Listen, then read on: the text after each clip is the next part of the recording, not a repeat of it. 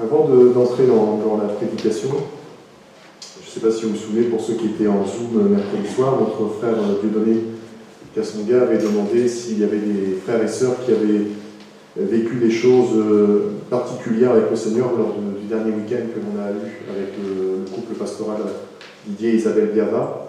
Donc je devais refaire l'annonce vendredi soir et j'ai oublié de le faire, donc je vous prie de bien vouloir m'en excuser. Mais si ce matin peut-être on pourrait savoir parmi nous qui a vécu quelque chose de particulier, une guérison, une libération, si vous pouviez au moins lever la main pour qu'on puisse nous réjouir dans la présence de Dieu. Plusieurs, semble-t-il, plusieurs ont dit qu'ils avaient vécu des choses. Non? Alors, ils ne sont pas là. Ou alors vous avez peur de vous manifester. Rassurez-vous, je ne vais pas vous demander votre témoignage. Bon. Mais si jamais vous aviez vraiment vécu quelque chose de particulier avec le Seigneur, n'hésitez pas à rendre témoignage, c'est important que l'on sache ce que Dieu a fait. C'est important que l'on vive et que les autres sachent, parce que c'est par le témoignage aussi, c'est parce que l'on entend que la foi naît et qui peut nous permettre aussi à des personnes de se dire, eh bien, si lui ou elle a vécu cela, moi aussi je peux le vivre. Amen. Amen. Donc réfléchissez-y et revenez vers nous si vous souhaitez bien partager une expérience avec le Seigneur. Je voudrais qu'on aille maintenant dans la parole de Dieu et que l'on puisse ouvrir la Bible dans le livre des Juges, au chapitre 6.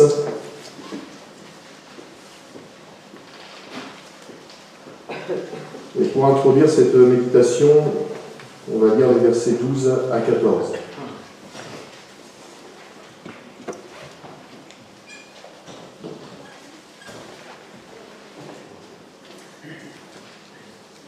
Je vous demanderai d'être indulgent avec moi parce que je suis bien pris au niveau de la voix des cordes vocales et donc je vais essayer de ne pas trop forcer sur la voix, donc ne soyez pas étonnés si de temps en temps je prends une gorgée d'eau, c'est pour hydrater un petit peu la gorge. Voilà, comme ça vous savez tout. Juge, chapitre 6, et à partir du verset 12. Alors je vais vous lire ce passage, mais dans la version parole de vie. Donc ne soyez pas étonnés si les mots ne soient pas tout à fait identiques à la version que vous avez. L'ange du Seigneur se montre à Gédéon et lui dit « Le Seigneur est avec toi, combattant courageux. » Gédéon répond « Pardon, Seigneur, si le Seigneur est avec nous, pourquoi est-ce que nous sommes si malheureux? Nos ancêtres nous ont raconté les actions extraordinaires que le Seigneur a faites au moment de la sortie d'Égypte. Où sont donc ces actions? Maintenant, le Seigneur nous a abandonnés. Il nous a livrés aux Madianites. » Le Seigneur se tourne vers Gédéon et lui dit « Avec la force que tu as, va délivrer Israël des Madianites. Oui, c'est moi qui t'envoie. Amen. » Vendredi soir, pour celles et ceux qui étaient avec nous, et je ne sais pas si le message a été enregistré, mais si vous n'étiez pas là, je vous encourage à réécouter ce message. Mais vendredi soir, nous avons commencé à parler, à méditer, à partager sur cet homme, Gédéon. Et nous avons parlé de cet homme parce que c'est une pensée que Dieu a placée sur mon cœur. Il y a quelque temps de cela, alors que je priais le Seigneur pour savoir ce que je devais vous apporter, vous communiquer. Et il y a eu cette pensée qui s'est imposée sur mon cœur, le Saint-Esprit me la communiquant, me disant « L'Église de Jésus-Christ a besoin et doit retrouver l'autorité de son Seigneur en son sein, mais aussi dans son rayonnement. » L'Église de Jésus-Christ, et quand je parle de l'Église de Jésus-Christ, je parle de l'Église de Maromme, mais aussi l'Église de Jésus-Christ en général, dans le monde entier. Et je crois que malheureusement aujourd'hui, on a peut-être perdu ou amoindri cette puissance qu'est le nom de Jésus. Cette puissance qui est contenue dans la présence, dans la personne de notre Seigneur Jésus-Christ. Et mon frère, ma sœur, nous ne sommes pas l'Église de Jésus-Christ par hasard. Nous ne portons pas le nom d'Église parce que nous avons voulu nous l'approprier. Nous le portons parce que c'est Dieu qui nous a appelés à la devenir C'est Dieu qui nous a appelés pour que nous la formions.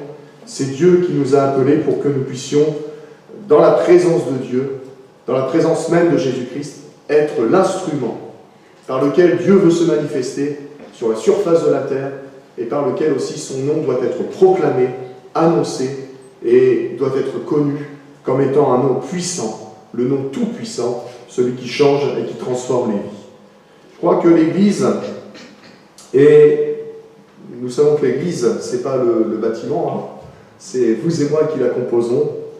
Et je crois que d'abord, avant de parler de l'Église, c'est d'abord d'une manière individuelle, personnelle, que l'on doit vivre cette réalité de la puissance, de l'autorité du nom de Jésus dans notre propre vie, dans notre propre cœur.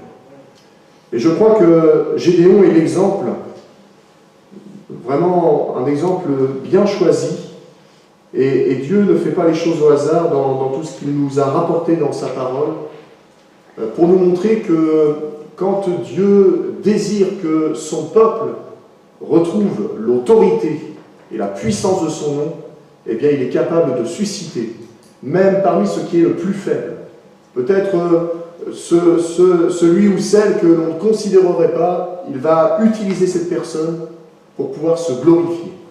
Et avant de parler de l'Église entière, on peut parler effectivement d'individualité, de personnes.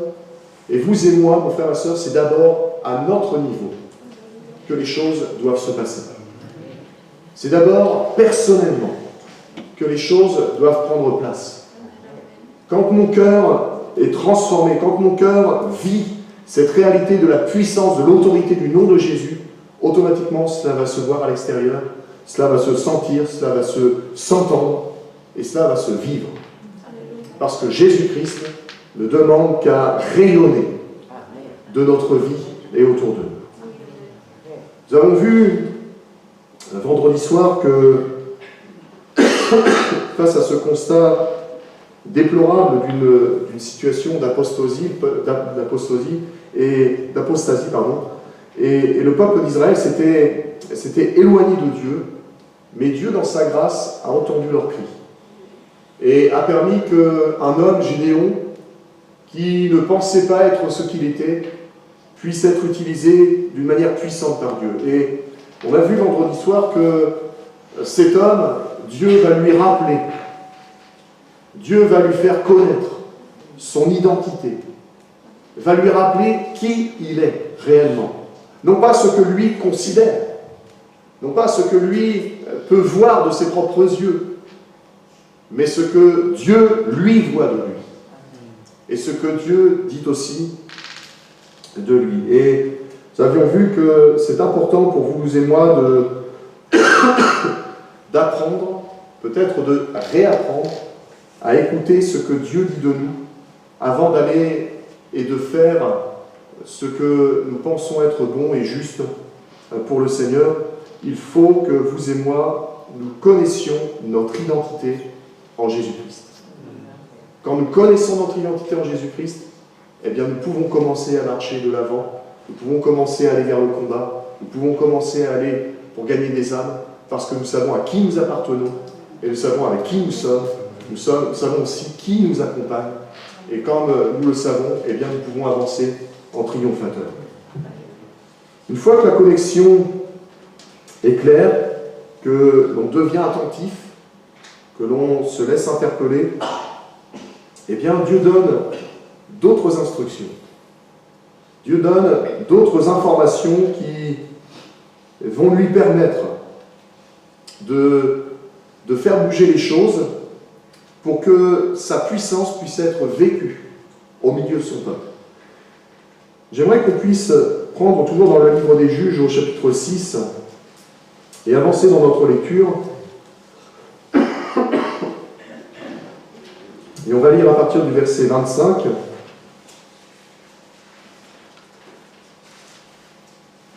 Juges chapitre 6, verset 25.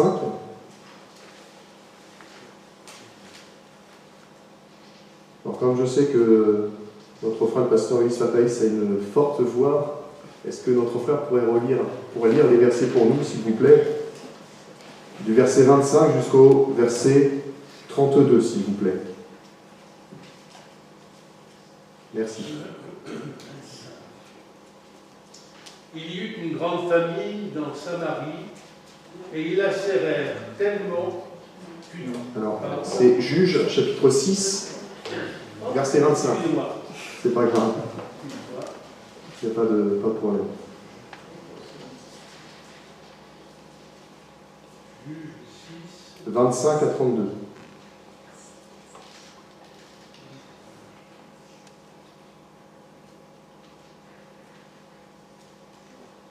Patient, je vais y arriver. On est patient.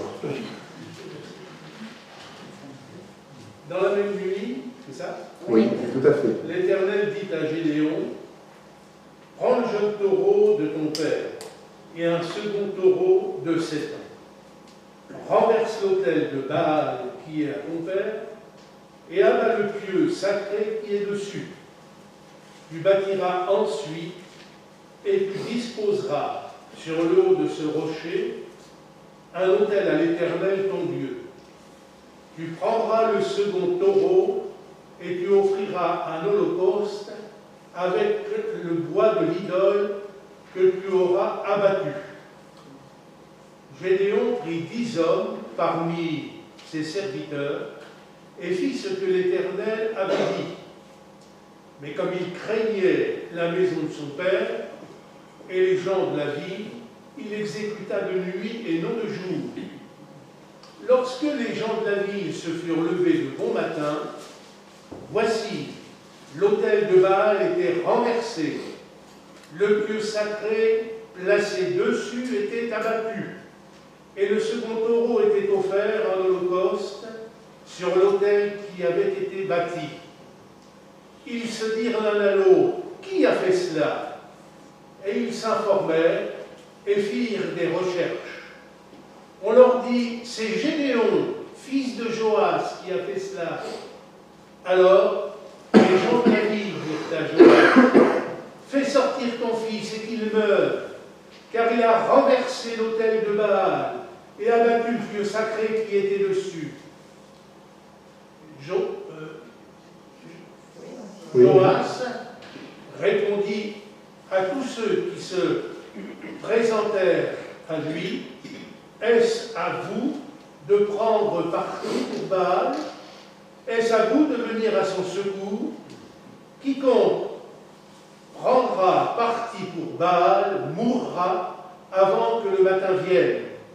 Si Baal est un dieu, qu'il plaide lui-même sa cause, puisqu'on a renversé son autel. Et en ce jour, l'on donna à Gédéon le nom de Jérubbaal en disant que Baal plaide contre lui puisqu'il a renversé son autel. Amen. Merci beaucoup. Gédéon doit apprendre aussi, pour que Dieu fasse de lui le héros que Dieu voit en lui, doit apprendre certaines règles. Et notamment, pour permettre aussi à ce que non seulement lui devienne ce héros, mais que le peuple qui l'accompagne puisse entrer dans cette grande victoire, il doit apprendre qu'il faut libérer la place. Libérer la place qui revient à Dieu. Il y avait une place dans le cœur des Israélites. Il y avait une place où normalement on aurait dû donner l'honneur et la gloire, l'adoration à Dieu, qui avait été retirée et qui avait été donnée à une divinité. Et Gédéon, en recevant cette parole de Dieu, en recevant ce que Dieu va lui communiquer, lui disant qu'il est un héros, qu'il est un combattant courageux, Dieu va lui dire qu'il faut qu'il mette d'abord des choses en place, qu'il fasse d'abord des choses, pour que cette victoire à laquelle Dieu l'appelle puisse vraiment s'exécuter, puisse se réaliser, et puis qu'il puisse après, avec le peuple, entrer pleinement dans cette volonté du Seigneur. Ne soyons jamais étonnés que quand Dieu s'apprête à changer les choses, cela implique des changements, et parfois des changements en profondeur. des changements significatifs dans nos cœurs, dans nos mentalités, dans nos conceptions, dans nos visions, et parfois même ce que Dieu va vouloir traiter et faire comme action en profondeur, va aller chercher ce qui est parfois caché, dissimulé, dont parfois nous ne prenons même plus conscience, mais qui, devant Dieu, est quelque chose qu'il a besoin de transformer, de changer pour aller plus loin. Après que Gédéon ait prêté attention à ce que Dieu disait de lui, de ce que Dieu lui révélait comme identité spirituelle, il avait besoin d'entrer en profondeur dans ce qui va lui permettre d'ouvrir comme une porte de délivrance, une porte de victoire. Et vous et moi, mon frère, ma sœur, devons considérer que c'est toujours comme cela que Dieu commence une œuvre glorieuse. Quand nous choisissons de laisser Dieu agir à sa manière, Dieu va d'abord faire un processus, va d'abord faire une œuvre de transformation au plus profond de notre cœur, pour que, étant transformé, étant changé, lui ayant redonné toute la place, eh bien alors il y a comme une porte qui s'ouvre pour que la victoire, la bénédiction de Dieu vienne et commence à agir et à s'installer. Quand on considère toute œuvre de réveil, toute œuvre de victoire, toute œuvre où Dieu a manifesté sa gloire, elle commence toujours par un assainissement de ce qui fait la base de notre relation avec Dieu. Et ici, Gédéon et le peuple d'Israël n'avaient plus d'autel pour offrir le sacrifice à Dieu, pour offrir l'adoration à Dieu. Et Dieu va montrer ces choses-là à Gédéon. Il va lui dire, il faut que tu ailles abattre, il faut que tu ailles renverser, couper l'autel. Et cet autel-là n'était pas dans une ville, dans une certaine ville, à Jérusalem, en Samarie. Cet autel-là était dans sa propre maison, dans la maison de son père, là où il vivait tous les jours, là où il était présent. Et Dieu va lui dire, c'est d'abord à l'intérieur de ta maison qu'il faut que quelque chose change. Et Gédéon avait besoin de prendre conscience de cela. Et c'est alors que, prenant conscience de cela, que Dieu va commencer à faire les choses dans son cœur, dans sa vie, et va le rendre disponible, utile, pour que l'œuvre de Dieu soit manifestée et que Dieu soit glorifié. Vous savez aussi bien que moi, Dieu veut bâtir une relation avec nous. Il y a ces paroles qui m'ont interpellé encore cette semaine. On les trouve dans le livre de l'Exode concernant Moïse, mais on trouve aussi dans le livre de Josué concernant Josué, le conducteur d'Israël. Et à chaque fois, ces paroles sont dites et prononcées de la part de Dieu. Ôte tes souliers de tes pieds, car le lieu sur lequel tu te tiens est un lieu saint.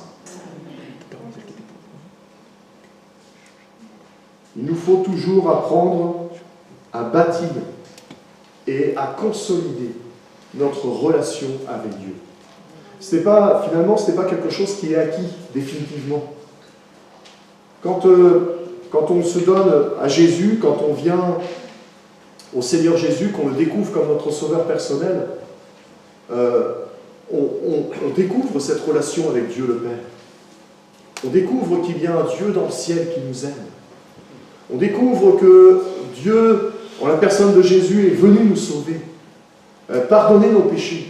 On découvre que le Saint-Esprit nous a été communiqué pour nous enseigner, nous façonner, nous diriger, nous conduire pour ressembler de plus en plus à Jésus-Christ. On découvre qu'il y a vraiment quelque chose qui se construit. Mais ce n'est pas acquis parce que c'est quelque chose qu'il nous faut sans cesse renouveler, sans cesse choisir d'entrer dans cette relation. Du côté de Dieu, il n'y a pas de souci. Dieu ne demande que cela, à être en relation avec nous, à être en contact avec nous. Dieu a un amour tellement grand, tellement puissant, tellement extraordinaire, que le cœur de Dieu est ouvert pour chacun d'entre nous. Et comme je le disais vendredi soir, c'est pour cela que quand le peuple a commencé à crier parce qu'il n'en pouvait plus de cette situation, Dieu n'a pas eu un cœur qui s'est fermé en disant « Mais puisque vous êtes dans votre péché, puisque vous êtes dans cette situation-là, eh bien débrouillez-vous. » Non, Dieu a entendu. Et Dieu est intervenu. Dieu a un cœur qui est tellement grand, tellement puissant, rempli d'amour pour chacun d'entre nous, qu'il désire cette relation, qu'il désire cette communion avec nous. Alors peut-être vous allez me dire, mais comment faire? Qu'est-ce que je peux mettre en place? Comment je peux agir? Dieu commence toujours par nous parler de ce qui se passe dans notre maison, dans notre famille. Et il va parler ici à Gédéon de ce qui est culturel, de ce qui est installé, de ce qui est habituel, même institutif, ce qui est institué. Il va aller en profondeur en lui disant, voilà, ces choses-là, il faut que tu les changes. Parce qu'à partir du moment où tu vas les changer, c'est là que je vais commencer à te bénir. C'est là que je vais commencer à t'utiliser. C'est là que je vais commencer à me manifester avec puissance, avec autorité. Il y a un processus que Dieu veut opérer dans nos cœurs. Et ceci afin de nous faire entrer pleinement dans la destinée qu'il a pour nous. Vous savez que Dieu a des plans, des projets pour chacun d'entre nous. Il n'a pas des plans et des projets seulement pour les pasteurs ou pour une certaine élite qu'il pourrait y avoir au sein de l'Église. Chacun d'entre nous. Dieu a un projet. Et même des projets de paix, de bénédiction, qu'il veut tout simplement réaliser. Et ce qui est extraordinaire, c'est que devant Dieu, ce que Dieu a prévu pour nous, c'est déjà acté. Ça existe déjà. Mais ce qui manque ici sur la terre, c'est notre participation, notre obéissance, notre choix de dire « Oui, Seigneur ». Parce qu'à partir du moment où nous disons « Oui, Seigneur », ce qui est déjà acté, existant devant Dieu, commence à prendre effet aussi sur la terre. C'est un processus dans lequel Dieu veut que vous et moi nous entrions pour que nous lui laissions toute la place. Et c'est comme cela que commence un réveil spirituel, personnel. On parle souvent du réveil en disant que quand il y a le réveil, il y a des guérisons, il y a des miracles, il y a des conversions, il y a beaucoup de choses extraordinaires qui se passent. Alors oui, ça c'est le résultat, le fruit, mais le réveil, ça commence d'abord dans un cœur. Nous, quand on parle du réveil, on s'attend à ce qu'on claque des doigts et ça y est, l'église est réveillée, et il y a plein de choses qui se manifestent. Mais ça se passe d'abord dans un cœur. Gédéon, ça s'est passé d'abord dans sa maison, dans son cœur, dans sa propre vie. Et avant qu'il bâtisse l'autel pour Dieu, il fallait qu'il détruise l'autre autel, pour bâtir l'autel exclusif pour Dieu. Pour que l'honneur qui était donné au Baal, maintenant, revienne complètement à Dieu. Que l'adoration qui était donnée pour Baal revienne complètement à Dieu.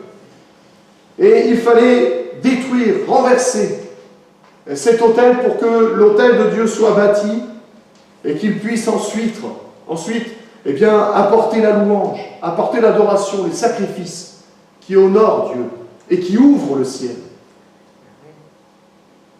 Il est important, comme Gédéon a dû le faire, que nous réalisions quelles sont peut-être les idoles ou les formes idolâtres qui ont pu s'installer dans nos cœurs. Et où il est nécessaire que, si elles existent dans nos cœurs, eh bien, qu'avec l'aide du Seigneur, nous puissions nous en débarrasser pour vivre pleinement cette vie de victoire à laquelle Dieu nous appelle. Alors j'aimerais nous poser une question, et je dis nous parce que je ne suis pas meilleur que vous. On a tous besoin de laisser le Seigneur changer nos cœurs, nous transformer, jour après jour. Et cette question c'est, où sont cachés nos Baals? Alors vous allez me dire, frère, On n'est plus à l'époque d'Israël, là, les Baals, c'est terminé. On n'a plus d'idoles. On n'a plus des statues dans nos maisons. Le mot Baal signifie maître, possesseur, seigneur. Et Baal, c'était une divinité qui était adorée dans le monde oriental antique, et notamment par les Cananéens et les Phéniciens. Et il était considéré notamment chez les Cananéens comme le fils du roi des dieux, ayant pouvoir sur le soleil, l'orage, la pluie, la fertilité. Et finalement, quand on regarde ces choses-là, on s'aperçoit que ça correspondait aux besoins qu'Israël avait. Parce qu'Israël souhaitait recevoir la bénédiction. Israël souhaitait avoir de l'abondance dans ses récoltes, dans sa vie. Il souhaitait prospérer comme une nation. Sauf que tous ces besoins-là, il ne pouvait pas y pourvoir. Parce qu'il y a eu cet éloignement d'avec Dieu. Et à cause de cet éloignement avec Dieu, Israël va essayer de chercher ces choses-là ailleurs. De combler le vide par autre chose. Mais finalement, ce par quoi il a comblé le vide ne lui a rien apporté et finalement l'a enfermé dans une situation où au lieu de connaître la victoire, ça a été la défaite. Au lieu de connaître l'espoir, ça a été le désespoir. Au lieu de connaître la vie, eh bien c'est la mort. Au lieu de connaître la bénédiction, c'est la malédiction. Et j'aimerais ici dire que la malédiction, ce n'est pas Dieu qui l'envoie. La malédiction est toujours le résultat de notre désobéissance. La bénédiction, elle est le résultat de notre obéissance. Dieu, quand il a parlé à Israël, concernant les bénédictions et les malédictions, a dit, voici ce que tu peux vivre si tu obéis ou si tu choisis de ne pas obéir.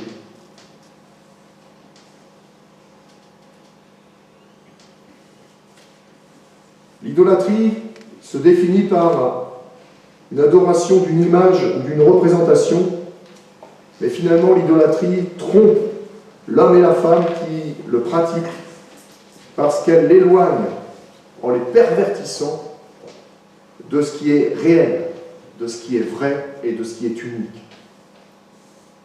L'idolâtrie finalement déforme la réalité. Et déformant la réalité, eh bien, nous amène à nous détourner de Dieu, de celui qui est vrai, de celui qui est le véritable, de celui en qui réside la vie, la puissance, l'autorité, pour nous tourner vers ce qui finalement va nous amener vers la pauvreté, vers la descente, vers le découragement, vers la défaite. Quels sont les Baals qui peuvent se trouver dans nos cœurs? Vous savez, l'idolâtrie, ce n'est pas seulement l'adoration d'images, de statues, de reliques, ni même, et c'est pas seulement, parce que parfois quand on parle d'idolâtrie, on pense aussi à des péchés grossiers, à des passions que nous pourrions cacher aux yeux de tous.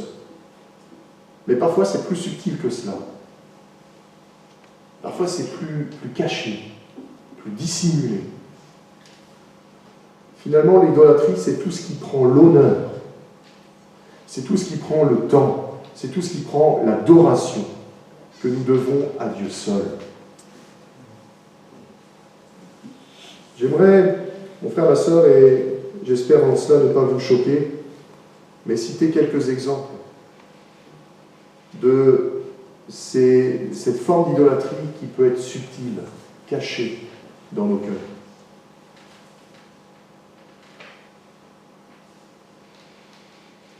Il y a certaines formes liturgiques ou traditionnelles dans nos milieux chrétiens, même parfois évangéliques, qui parfois deviennent plus importants que Dieu lui-même. Il y a certaines habitudes que l'on peut avoir ou pratiquer même dans nos églises qui parfois ne trouvent pas forcément leur origine dans la parole de Dieu, mais de pratiques plus anciennes, voire qui nous viennent de l'Église catholique, ou alors même parfois de pratiques de peuples païens. Et il y a des choses comme ça que, quelque part, on a l'impression que c'est normal, mais des choses auxquelles on est tellement attaché, dans la forme, que l'on se dit que si l'on ne pratique pas de cette manière-là, eh bien on ne vit pas notre vie chrétienne normalement. Mais c'est ici une forme d'idolâtrie. C'est ici une forme d'idolâtrie à laquelle on est beaucoup plus attaché à ces choses qu'à Dieu lui-même. Dieu est infini. Et Dieu, on ne peut pas le limiter, on ne peut pas le cadrer, on ne peut pas le faire entrer dans une forme, dans une boîte, en lui disant c'est comme cela que tu dois t'exprimer, c'est comme cela que tu dois nous parler, c'est comme cela que nous voulons vivre pour toi. Dieu est infini. Et ni vous ni moi ne pouvons dire comment Dieu doit se manifester. C'est lui seul qui a cette capacité de déterminer la manière dont il veut se manifester. Quand vous regardez depuis l'origine de l'Église jusqu'à nos jours, Dieu n'a pas toujours agi de la même manière pour bâtir son Église. Même si le fond est toujours identique, la doctrine ne change pas. Mais Dieu va utiliser des formes qui parfois vont nous étonner, vont même nous bousculer, pour nous montrer que oui, Dieu agit aussi de cette manière-là. Il y a parfois aussi cette subtilité dans cette forme d'idolâtrie qui peut prendre place dans nos cœurs, quant à nos talents, nos services, nos ministères, nos œuvres, notre vision, notre culte que nous rendons à Dieu, nos chants, notre expression, qu'elle soit classique, moderne, peu importe. Il y a tellement de choses auxquelles on peut s'attacher. Et finalement, les mettre en avant et leur donner une importance qui est plus grande même que Dieu. Et que si on ne pratique pas les choses de cette manière, si on ne vit pas les choses comme cela, eh bien on a l'impression que nous ne sommes pas dans le plan de Dieu. Je voudrais juste vous donner un petit aparté par rapport à nos talents, nos ministères. Quand vous regardez Moïse, quand Dieu l'a appelé au buisson ardent, il y a quelque chose qui doit nous interpeller ici dans ce qui s'est passé avec Moïse. C'est que Dieu va lui demander, à un moment donné, de jeter le bâton par terre. Et quand il jette le bâton par terre, il devient un serpent. Et ça, c'est l'image de ce qu'est le service, le ministère, les talents que Dieu nous donne. Si nous ne laissons pas Dieu nous aider à les utiliser à sa manière, ils peuvent rapidement devenir un serpent qui nous mord. Et qui va nous amener non plus à être dans la volonté de Dieu, mais à nous éloigner de Dieu.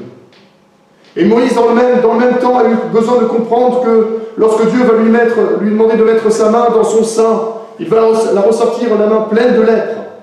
Il va lui demander de la remettre à nouveau dans son sein, elle va ressortir pure. Dieu voulait lui montrer aussi que dans son cœur, le seul moyen d'être purifié, c'était de laisser Dieu agir dans sa vie. Parce que même un service, même un talent, même quelque chose que Dieu nous a communiqué, eh bien, peut devenir une forme idolâtre dans notre cœur. Et si on s'en parlait de notre moi, notre propre chair, notre bien-être, notre confort, notre portefeuille, notre travail, notre famille, nos amis et tant de choses qui peuvent prendre la place de Dieu. Dieu n'est pas forcément contre certaines de ces choses. Dieu n'est pas contre la famille.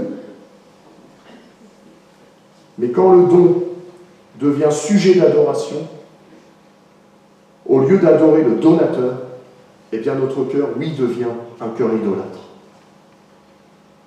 Je répète, mon frère et sœur, quand le don devient sujet d'adoration, au lieu d'adorer le donateur, notre cœur alors rentre dans une forme d'idolâtrie. Et il devient idolâtre. Et c'est à ce prix-là que Gédéon a pu entrer dans sa destinée. C'est à ce prix-là, mon frère et sœur, que nous devons et nous pouvons entrer dans la destinée que Dieu a pour nous. C'est d'apprendre, oui, à jouir des choses de la vie que Dieu nous donne. Oui, vraiment à vivre la vie telle que Dieu nous l'a donnée, mais sans mettre ces choses au-dessus de Dieu. Toujours laisser la place de Dieu, libre, pour que lui la prenne entièrement.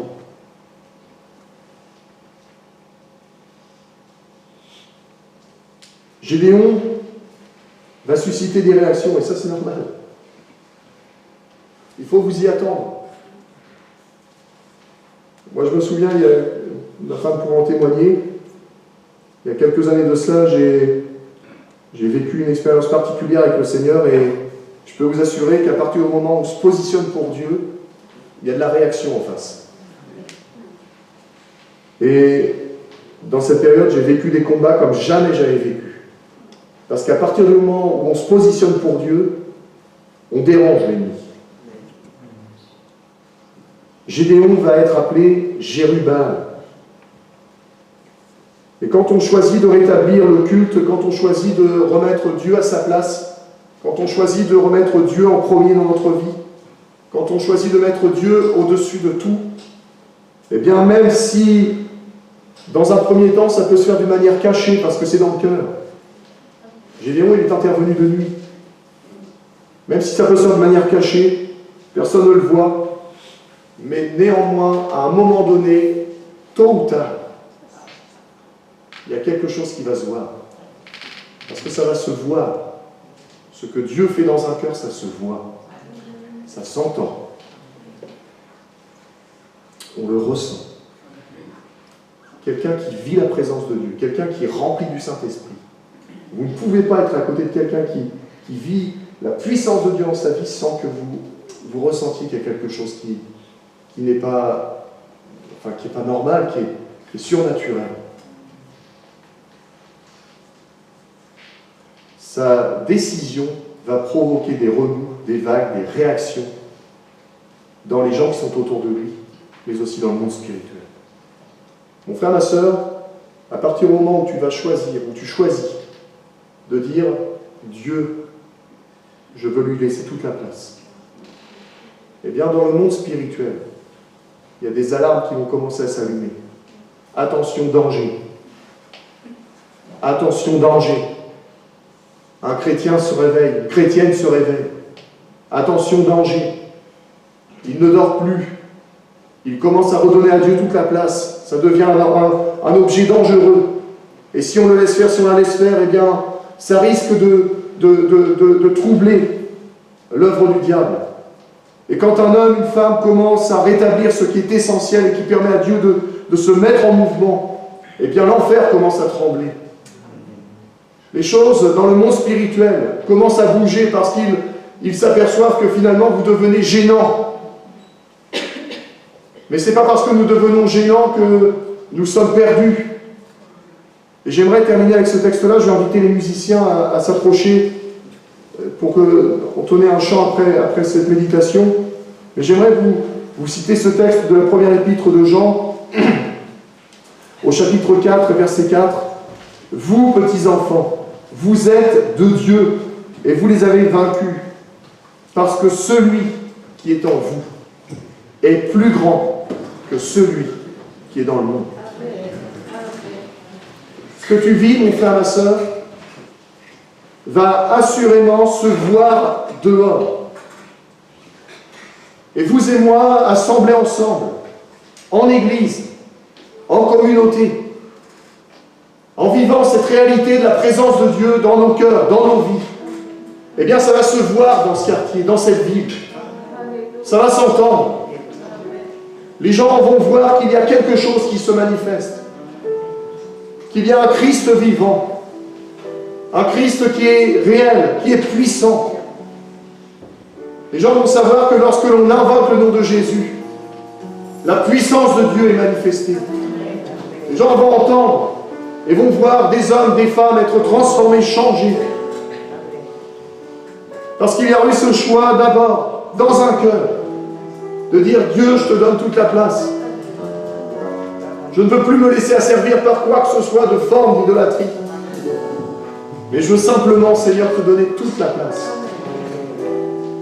Ce matin, je crois que Dieu nous appelle, comme il a appelé Gédéon, oui, à retrouver notre identité, mais aussi à lui redonner toute la place et l'honneur qui lui est dû. J'aimerais vous inviter, mon frère, ma soeur, à vous lever à votre place.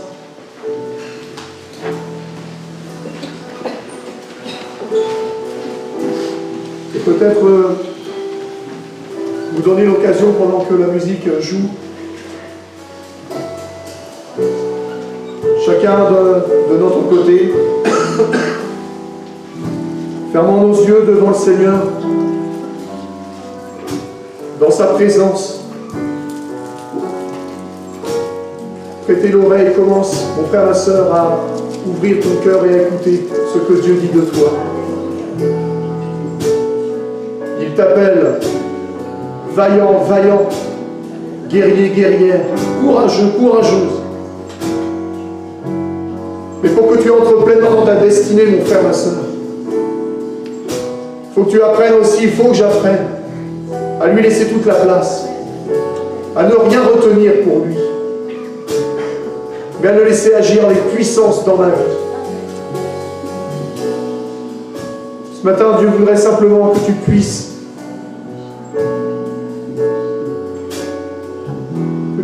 le laisser agir, non pas à ta manière, mais à sa manière, et il va te dire comment faire. Il va te dire ce qu'il y a à réformer. Il va te dire ce qu'il y a à changer. Et il va t'aider à le faire. Et si tu choisis de faire ce qu'il te demande, eh bien je peux t'assurer, mon frère et soeur, que tu vas commencer à entrer dans la victoire. Tu vas commencer à vivre en vainqueur. Tu vas avancer. Oh, il y aura des combats, il y aura des luttes. Mais tu seras un vainqueur. Parce que celui qui est en toi est plus grand que celui qui est dans nous. Seigneur, merci pour ta parole. Je te prie pour que tu nous bénisses tous ensemble ce matin. Que tu nous aides, Seigneur, à comprendre ce que tu attends de nous, à vivre ce que tu attends de nous, que tu nous aides, Seigneur, à te laisser agir à ta manière. Pardonne-nous, Seigneur, ce qui peut-être nous a parfois éloignés de toi. Mais Seigneur, nous ne voulons pas qu'il y ait de distance entre toi et nous. Donc, cette relation que tu désires ne soit pas une forme de religion, d'idolâtrie, mais une vraie relation, un vrai contact. Seigneur, manifeste-toi maintenant par ton Saint-Esprit et fais entrer mon frère, ma soeur dans sa destinée. Fais entrer l'église de Maroc dans sa destinée. Fais entrer ton église, Seigneur, dans sa destinée. Je le proclame et je l'annonce dans le nom de Jésus. Amen.